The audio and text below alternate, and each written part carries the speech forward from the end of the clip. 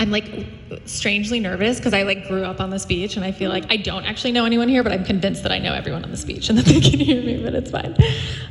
This is amazing. Thank you so much for having me. I'm just like amazed by like you guys and everyone who raised their hand that there was like groups at school and stuff. I mean, there was nothing like this when I was in high school. I was trying to remember when you guys were talking if anyone even, I don't even remember anyone even coming to talk about drugs and I don't think anyone, anyway, whatever. Yeah, nothing like this, for sure. So yes, what am I gonna say? I'm just gonna tell you about myself. So I grew up here. I have been sober for 11 years. I had 11 years in July. That was 11 years. Thank you very much. And I actually, I'm a neuroscientist now. I actually study addiction, which is funny. So when you were like going over all the stats, I was like, it's funny because that's like what I write when I write my papers. So I got sober when I was 18, the summer before I turned 19, so like 18 and a half, which at the time seemed really important that it was like 18 and a half, it wasn't 18. It was right before I was supposed to go to college, and part of that was because I was going away to college and I had a single room, and I was really excited about that because I was scared about having a roommate because I wouldn't be able to kind of do the things I wanted to. And I got scared that I might die when I was away from my parents because I'd been with my parents the whole time I had been doing drugs. So I ended up getting sober. So, I mean, I'll obviously talk about before that, but yeah, so I don't really remember when I started drinking. I was kind of just like always drinking. I was always sneaking liquor from my parents. I don't remember when that started, probably around like 11 or 12. And I really,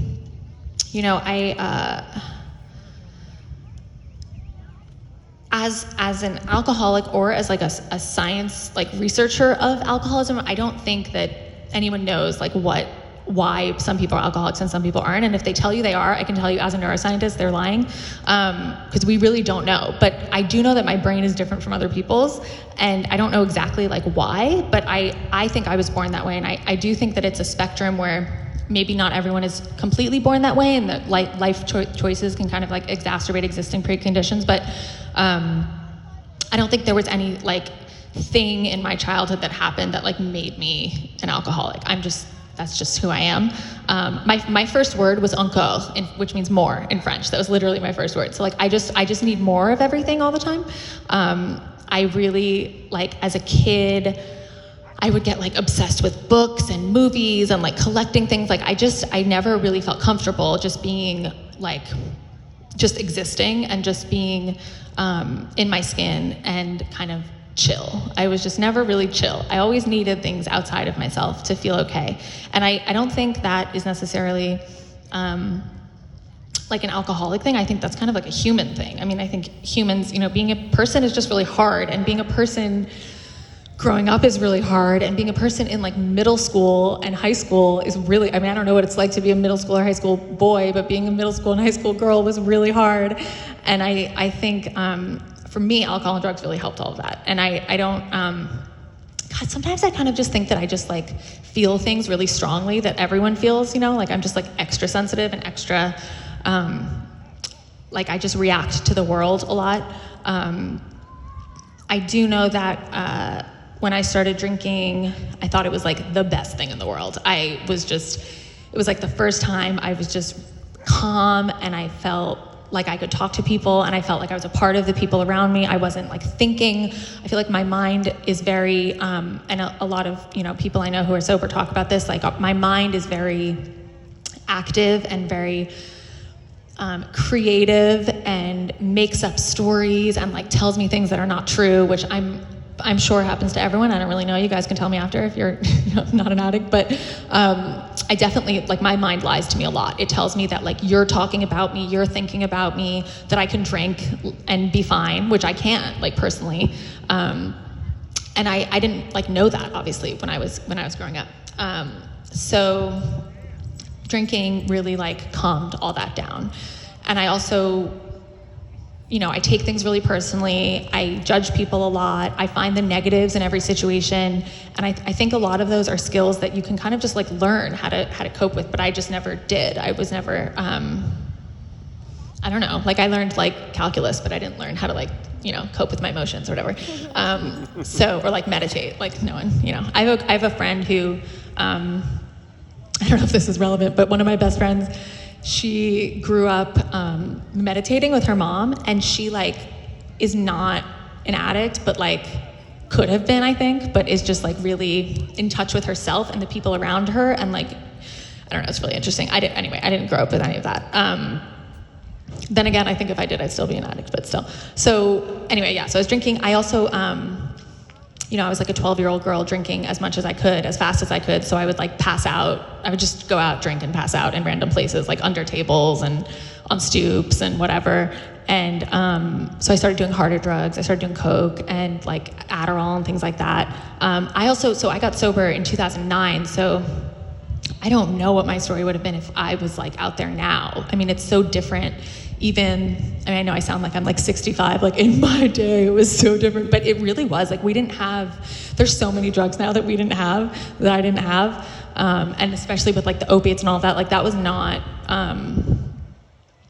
like the situation when I was out there. And it's really horrifying. My cousin passed away last year from all of that. He was actually in a rehab. He had just gotten sober, and he died. And yeah, anyway, so I don't know if I would have made it if I had been out there now. But sorry, I'm like, I saw all these whales this morning at this beach, like right down there. So without helping it, my eyes keep going to the ocean because I like think there's going to be a whale, and I have to bring myself back. There's not. I'll tell you if there is.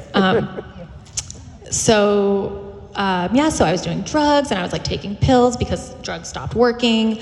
And I had to like manipulate and maneuver all my pills. And the only way I could do all of this and have my parents kind of let me exist was I still got really good grades. I mean, clearly I do neuroscience now, so like I was very good at math and science, but I was kind of always like pretending that I was like a cool girl, and I was like, no, I study art, like what's math? But I was actually like really good at all that stuff. So school was pretty, not easy, but like I did a lot of work. I took a lot of Adderall, and I like studied a lot, and that was the only way that I could get away with everything else I was doing. And the school couldn't really do anything because I'd be like, sure, you just caught me smoking cigarettes during lunch, but like I just like set the curve in that test, so go away. And then they'd call my parents, and they'd be like, Zoe was caught smoking, and my mom would be like, I know she smokes, it's fine. Like hang up the phone. So anyway, I don't know what I'm talking about now. So I got really, I kept everything on the outside okay, and I think that's really important because I think the idea that I had of what like an addict was not someone who was like got really good SAT score or whatever and like was in AP classes. Like it didn't seem like I had a problem in that way that I would eventually have to stop because I was like doing really well on the outside. And of course now I'm sure you guys know, and I know very well that means absolutely nothing. I know people who are sober for years and they drank like 3 times a year. And it looks very different for everyone. I think I was really lucky because my I'm not going to talk too much about my parents because like some of you know them, and I don't, anonymity, whatever. I don't want to like talk about their shit, but they were very supportive of me in the way that, they were freaking out all the time and yelling at me, and I was getting caught doing things, and it was like not like a good situation, but they were not, it did feel like if something really bad happened, I could come to them and they wouldn't, I don't know, like throw me out or, something like there was this sense of like, we'd rather you do it in the house, not the they didn't know I was doing hard drugs, but for other things, they were like, we'd rather you have like a safe place to like drink a beer on a Saturday night than like go out and whatever. So not that they didn't know it was actually happening, but still I think it was good. And I think that's part of why I got sober so young was because, I did have to be accountable to them, but it wasn't like every time I came home, there was this like, scary, I don't know how to explain it. Like I had friends who they would go to so many lengths to like get away from their parents and things like that because they were like, what's the word? Like it was just like a worse situation. And I think that I'm lucky in that way. And that I did, as soon as I expressed like the tiniest bit of like, I think I might need help, my mom like pounced on it and like sent me away immediately. So the other thing that happened was, doing drugs all the time is like a lot of energy and it's really tiring, and I was getting really sick of it and it wasn't working well, and I was so demoralized, and like it was like I only felt okay when I was doing those things, and I could tell that was really unsustainable. And like, people talk about addiction as having like different parts. Like there's one part which is like the physical part, which is like once I drink, I can't stop, or once I do a drug, I can't stop. And that is really true for me. There's like maybe like 4 times in my life when I've had like one joint or like a couple glasses of wine, and I would like hold on to those memories I'd be like, that one night when I was with my parents on a Saturday, I had half a glass of rosé. I'm not an alcoholic, but usually like that's not the case. And what is the case is even if I just have half a glass of wine, all I'm doing is thinking about more. Like it's like when I eat like a Pringle, I'm not like, oh my God, that one Pringle was awesome and I don't want any more Pringles. Like I'm like, I want 5,000 Pringles injected into my eyeballs. So that's how I am with alcohol and drugs, and with other things, with sugar, I'm like that with a lot of things. But the second part of it is like, that's fine, but then why do you do it in the first place? Like, if I know that about myself, if I know that if I drink, I'm gonna keep going, or a lot of times I tried to just drink and not do drugs, like that never worked. And if I know that after all these times of doing it, why do I do it again? Why do I say like, no, but like tonight I really, really can just have like a beer with my friend and like it's gonna be fine?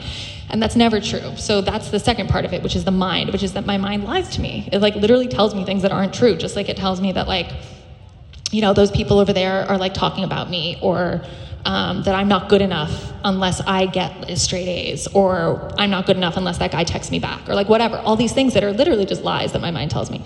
And my mind takes it like really far because I'm really creative, and it'll like make up these extravagant lies and like find all this evidence for it and like all these crazy places. So that's the second part of it. But then the third part of it is this like spiritual thing that I have, which like is I just don't feel like whole, right? Like I feel like I'm not okay unless I have something else to make me feel okay, whether that's like Netflix or food or attention from women or men or good grades or my dog doesn't count because he's the best, but whatever it is, like I need like other people to tell me I'm okay, and I need outside things to like help me feel okay. And that is part of the addiction for me. Like that's what alcohol and drugs did, is like when I did them, I was like, oh my God, I'm okay. And like I felt connected to other people and I felt connected to myself. And in sobriety, the amazing thing, wait, how much time have I been talking? I feel like I've been talking for 10 hours. Oh no, my time. Shit. Okay, whatever. You're okay. fine. Okay. It didn't work. You're doing great. So, what I was gonna say, is so in like being sober, like all the things that I was trying to like feel okay, I actually do now. Like, I like felt nervous about talking, but I was just like, whatever, it'll be fine. Like, and before, like that wouldn't be.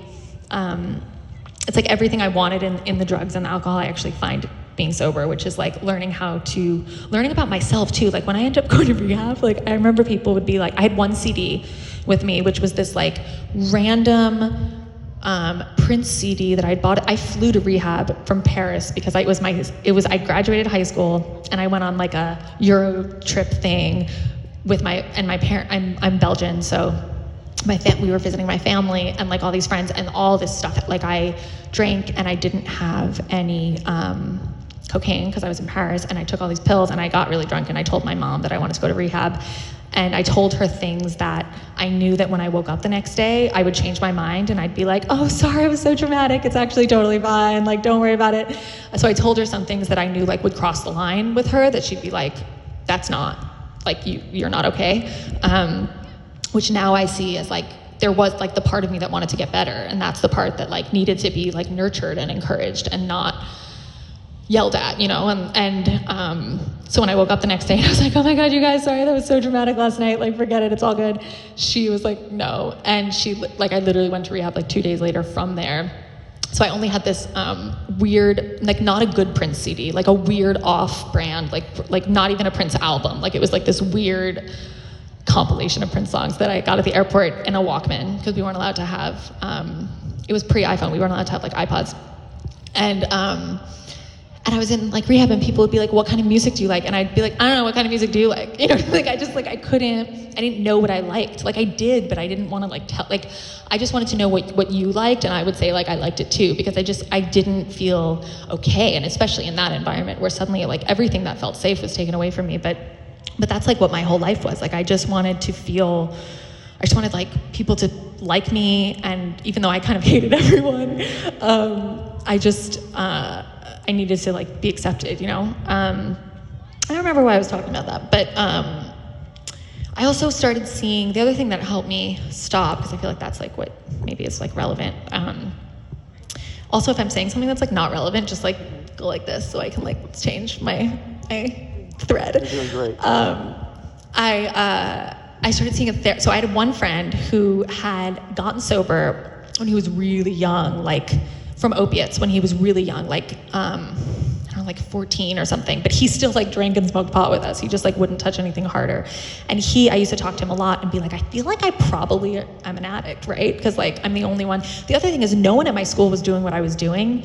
I was like, my grade was very straight, and in like a good way, like they were great. Like now I'm like so jealous of them, but at the time I was just like, why are you all telling on me all the time? Because they would, like the school counselor would try and talk to me and be like, I heard that like you did this or that you're doing drugs. And so no one was doing what I was doing, but one guy who was younger than me had, and I remember talking to him, and he was like the person I would talk to about it. And he recommended this therapist who was like an addiction specialist. And I knew that I couldn't see him before I turned 18, because then he would tell my parents that like I needed to go to rehab. So the second I turned 18, because I'd seen therapists, my parents had sent me to therapists, and I would just lie, because I was like, if I told you an ounce of what I was doing, you would send me to like I'm gonna die like in a second. Like I can't tell you. So I saw that literally the week I turned 18, I started seeing this guy, and I didn't know that he had been sober like 30 years. And he just like so kindly and so compassionately would just like listen and like just like never judge me and never like chastise me. And he would just be like, so what did you do last night? And I'd be like, I took like 20 pills and I didn't mean to, and I drank and I did coke and I didn't want to do any of it, and I meant to stay home and I don't know how I went out. And he'd be like, okay, like he wouldn't be like, stop, like what are you doing? Like he was just like, okay, like how do you feel now? And I'd be like, I feel horrible. And he'd be like, do you want to keep doing that? And I'd be like, no. And he'd be like, well, what are you going to do differently? And I'd be like, I don't know. You know, like he was just so like gentle and kind. And he's also the reason I ended up going away, because he kind of introduced this idea that like I could keep doing what I was doing, but like if I wasn't even liking it anymore and there was a pretty good chance I was gonna die, like there was another way I could live if I wanted to. And like if that didn't work either, I could always go back. Like that's what he'd always say. He'd always be like, if you feel like trying something else, you could like try it for 6 months, and if it sucks, you can always go back, you know? Sorry, I just got cold. So yeah, that happened. I don't even know what else to say. So anyway, so then should I talk like about being sober? Is that like okay too? Okay. So then so I went to I know what I'll talk about. So I went to Karen, I went to rehab, and then I came back, and I decided to do everything everyone told me to do, because I was like, same thing, like I'm just gonna try this for a couple months, and if it sucks, I'll just go back to doing what I was doing. But I'm not gonna like try it a little, because then I'll never know, and then I'll always wonder, like, would it have worked if I did all the things? So I just decided to do all the things, and I started doing this program, which I would love, actually you guys should like hook up with them in New York, and it's like a band. You play music and you meet all these musicians who are sober, and it's all sober people. It's awesome, and you have meetings with like musicians who are touring, and like I have like had meetings with like Kiss and Peter Frampton and like all these amazing people, and that really helped me like get in the middle of being sober and meeting other sober people, and I just like did it, and honestly, like I don't know, like it's I also was really lucky, because when I was in rehab at Karen, they have this thing on Sundays where people who used to be there come and talk. They call it chapel, but it's not like a religious thing. And these guys came from New York, who I ended up dating one of them later for like 2 years, but they came and they were like cool looking guys, and they were like, hey, yay, like we're sober and we've been sober for years. I'm like, New York A is great. I'm like, sorry, I'm in a 12-step program, and they came to represent that 12-step program, but they, and it looked so cool. Like I was just like, oh, like there's cool sober people. Like what? Where are you? And what I didn't realize is like people who get sober are the same people I was doing all the drugs with. They were just now not doing the drugs anymore. So I think it's great. And and I just, I feel like I've really like grown up being sober. I feel like I've learned all the things that I wish I kind of learned growing up, that like, I never, I'm trying to like think of like what's the most, I don't really know, but I feel like I've like learned who I am and what I like, and I'm able to like go places and feel okay, and like okay in myself and okay in my skin without anything. Like I don't have to like wait online for the bar for 25 minutes before I can like be like, okay, I'm at the party. You know what I mean? I can just like be at the party. I think I've also learned a lot about like resentments and fear, because I think those are the things that really make me want, and I notice it now because I have like a, 20-year on and off relationship to smoking cigarettes, which I hate cigarettes, and I quit for a very long time, and then I started again, and then I stopped, and then I started, whatever. And I realized that I just want to smoke cigarettes when I have a resentment or a fear, which I have like things that I can do now to get rid of those, because I'm like part of a 12-step program, and they kind of talk a lot about that. But those are the things that like make me want to get out of myself, is when a lot of people, there's a lot of like workshops in the world to deal with those kind of things for like normal humans who don't have any problem with alcohol or drugs. And I kind of wish I learned those types of coping things growing up, because I definitely didn't. But I don't really know what else to say. I just, I think this is great that you guys are doing this. I'm trying to think like what else is relevant. I mean, I can tell you like now, so now I'm doing, so I got sober, and I studied, I worked in art for a little while, because I thought that's what I was supposed to do, because I'm like, cool, girls do art. And then I was like, wait, no, I'm a scientist. So now I'm finishing my PhD in neuroscience. And it's really cool about like addiction and irrational decision making, like why we make choices that are bad for us. And I'm married, which is crazy, and like I have this cute little rescue dog, and life is crazy. So I don't know. If there's anything specific you guys want to hear, I don't know what else to say. I think that's all for now. Thanks, guys.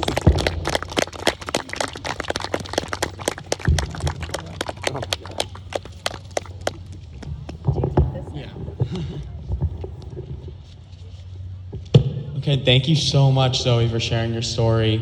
You really delved into some, really complex topics: feelings of inadequacy, using drugs and alcohol as a way to connect to others, as a way to cope with your feelings, not showing up for others at times, but eventually being able to rely on others.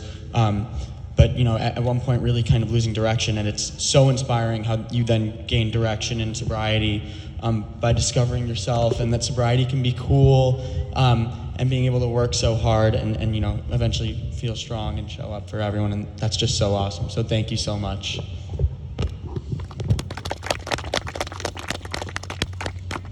Okay, so now for the next 10 minutes, we're gonna do an open Q&A. And then after that, we're gonna kindly ask that all the adults or people over 30 kind of leave the circle and let the kids have alone time with Zoe to ask any other questions they want. So if anyone has any questions now, you can go ahead and ask.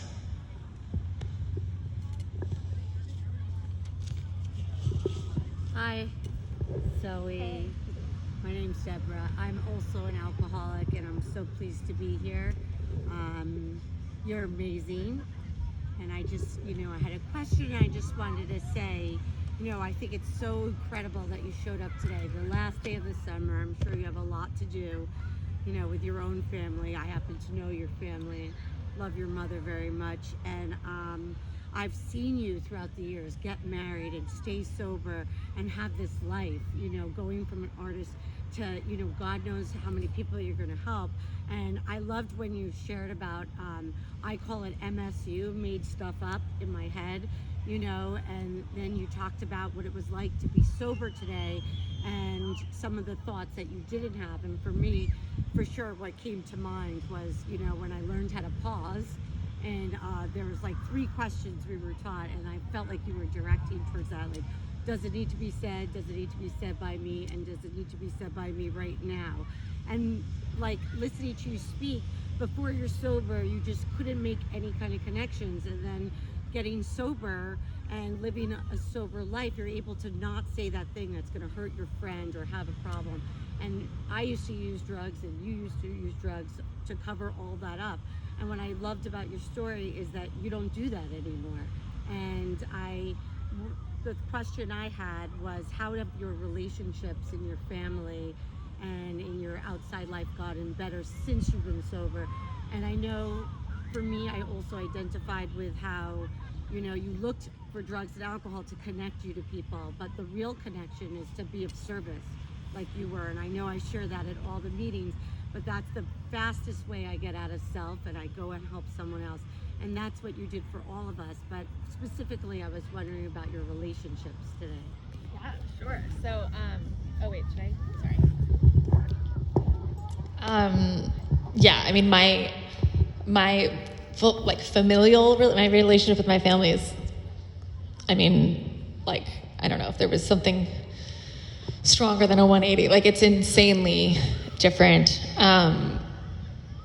I was just the person in my family who drove everyone apart before. Like, not only were my parents like fighting over the things I was doing, but I was just so angry all the time and so discontent, and like the easiest people to take that out on are your parents, obviously, because they're right there all the time. And you know that they're going to be there no matter what, mostly, so you can kind of like say whatever you want to them. And I said some awful things to them. And then getting sober, and you know, part of that process is making amends, but not even that, just being present and learning that like they're just people too. We're all just doing the best we can. Learning how to like you were saying, like learning how to pause and like not say what I want to say all the time, and knowing that like they're people as much as I am, and we all make mistakes. Now it's like, even here, because I live in LA right now, and I've been here for a couple weeks, and like my brother was like calling me, and he's like, can you please come, because like everything is so much better when you're here, which is crazy. Like, I was the person where like everything was always worse when I was there, and now it's like just because I'm sober, like I can just bring everyone together in a way that like I couldn't before, because I'm just like trying, because like all I do most of the time is think, how can I be of service in this situation? And even if I'm annoyed or whatever, which I definitely get annoyed with my parents, because that is, you know, they installed your buttons, of course they know how to push them, but like that doesn't mean I have to always like say what I want to say. And if I do, it's also fine, because we all make mistakes and like whatever. With my friends also, I mean, I think I had a lot of friends before I got sober, but they weren't real friends. They were like more acquaintances. Now so like I've been to college sober and to graduate school sober, and I have like a handful of friends I've made through those. Like, I only have 2 people who are really close friends from college who are still my friend, like very close to me, and like 2 people from grad school. And those friends are like such good friends, because we like connected on a level outside of like, let's just go to the bar and get drunk or whatever. But it's not like I made like 30,000 friends who I didn't actually care about. Like, I made other friends who are acquaintances, but not close friends. So I feel like that's the main difference, is like I'm trying to connect with people on a level beyond just drinking and just partying, which is hard when you're growing up, and hard when you're like a teenager and when you're in college and things like that. So the people who kind of want to do that end up being like such great people, because they have so much more to give, I feel like the people I've brought into my life, because they're not just like, let's go do shots or whatever. Does that help? Does that answer your question?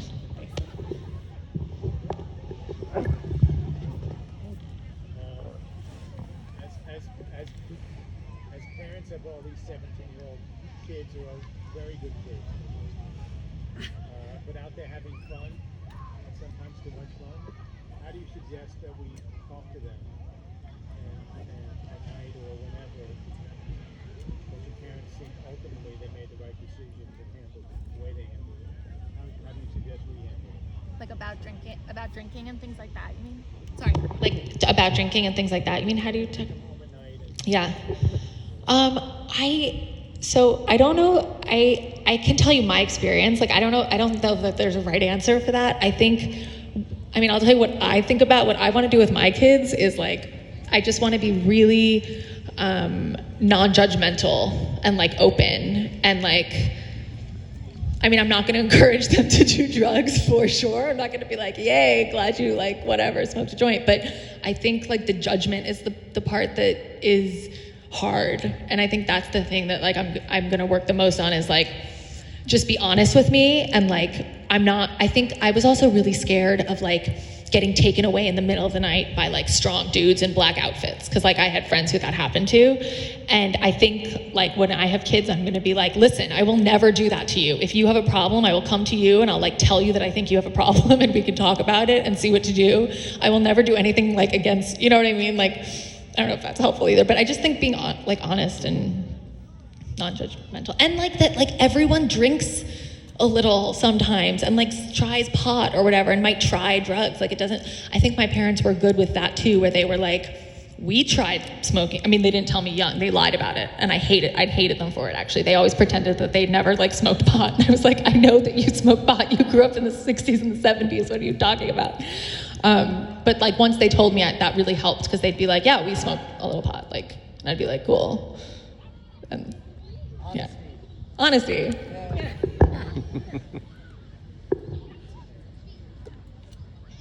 Hi. Hey, Robin. I just wanted to say, I'm Robin, everyone.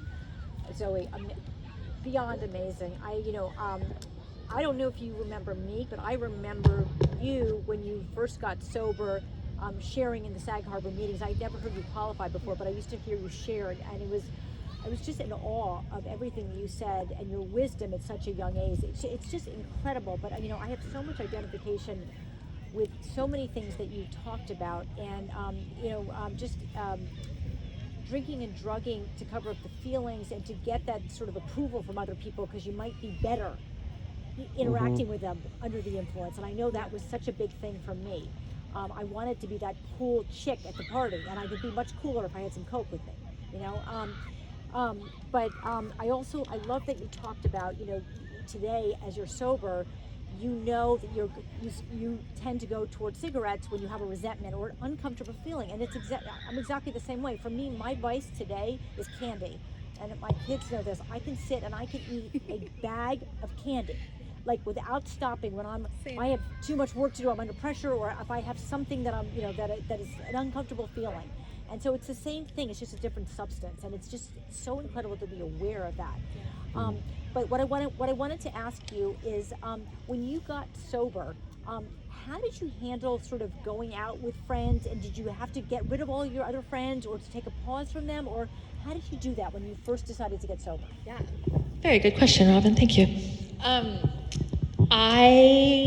Okay, let me think. So, I didn't really hang out with people who were not sober for a little while, just because I really wanted to be sober, and I was scared of I went to, one of my friends who lived 2 houses down from me, who I used to go to his house every night, and we would drink Captain Morgan together. He had a party when I got back from rehab, and I was like, want to be sober, and this is great, and I'm gonna go. And I went, and there was like a cup of beer in front of me, and I looked at it, and I was like, I don't want it, but like, it would be just so easy for me. Like, it suddenly dawned on me how easy it is to just, like, it seemed like this mythical, like, relapse, but it was just like, I could just like involuntarily just like drink it. And that freaked me out. So I kind of didn't see a lot of my old friends for a few months. And I tried to really build connections with people who were sober. And I watched a lot of, again, pre-Netflix, I had like HBO box sets of like everything. So I would like go home and watch all the HBO box sets. Cause I like couldn't really, it took me a while to be able to socialize with people too. Like I would like get like hives and red, and like I was like really nervous talking to people when I first got sober. But now, like my best friend from high school is still my best. He was just with me until yesterday out here. Like he's still my best friend, and we did all of our using together. He actually called me recently after like doing drugs for the first time in a while and was having a panic attack. And I like talked to him for a few minutes, and he was like, wow, I feel so much better after talking to you for like 5 minutes. And I couldn't say to him like, it's because you're an alcoholic and I'm an alcoholic and that's why you feel better. But I was just like glad to help. But so I still have a lot of people in my life who were there before. I don't have the ones in my life who were there before, who I called like my vampire friends, who were the ones I only saw like really, really late and for really bad things. But yeah, I mean, if anything, I have deeper connections with them. Like one of them just got married and I was there.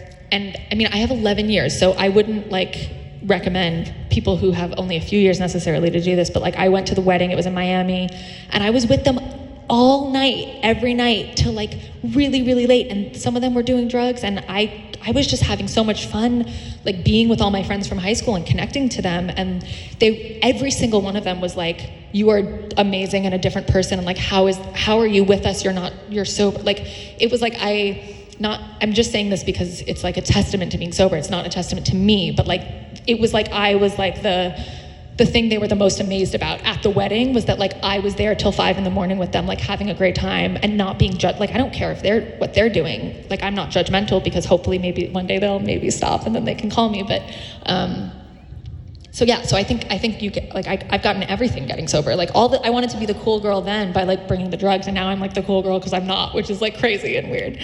So yeah, but I mostly hang out with sober people. That was an exception. Anything else?